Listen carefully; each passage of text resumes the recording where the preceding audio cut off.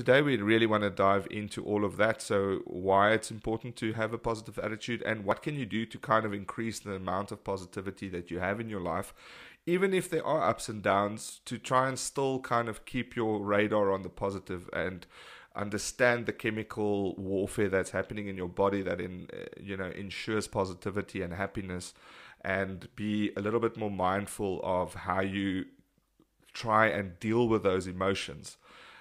There's a lot of power in just understanding why your body is reacting a way that it is, and recognizing that, okay, I am now feeling sad because of X, Y, and Z hormone or whatever that's taking a dip, and because I recognize that, I now know that there's a reason for it. It's a temporary thing. My body is betraying me a little bit, and now you can actually deal with it a lot better. And when you start thinking through that lens, it becomes easier to kind of get through these little battles. And I think there are 4 main things that we want to discuss right here, right now, Leon. I'm going to dive straight into that. And that's the 4 chemicals that we're talking about when we're referring to this whole chemical warfare that's happening in your body that causes not necessarily just negativity, but also that can increase positive vibes and just attract positivity to your life once you feel more positive to take on certain tasks. So be very, very aware and careful,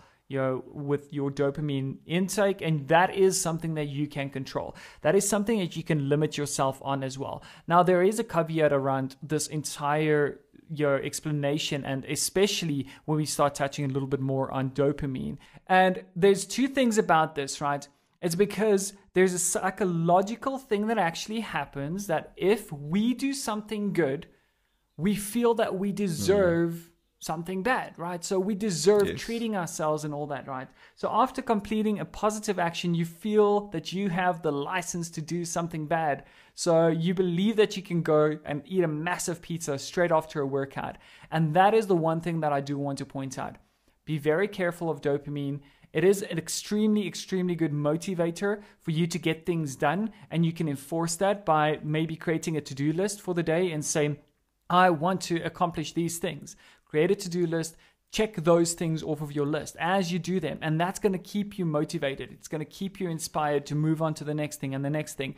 However, be very, very careful for the next thing that comes, the moral licensing of it. Because if you're anything like me, I would check 5 things off the list and then I would, say, oh, well, that's good enough. Let me take a break and watch some YouTube videos or something like that, So this is a very good study. 275,000 people were studied that are extremely successful.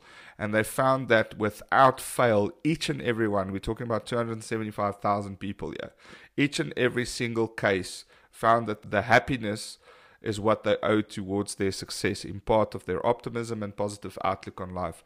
And that was like the number one thing that kept them going. And I can imagine that. I can see why that's true, but it's just very alarming that it's that effective. 275,000 people out of 275,000 said yes, it's the happiness, the constant feeling of being able to put one foot in front of the other.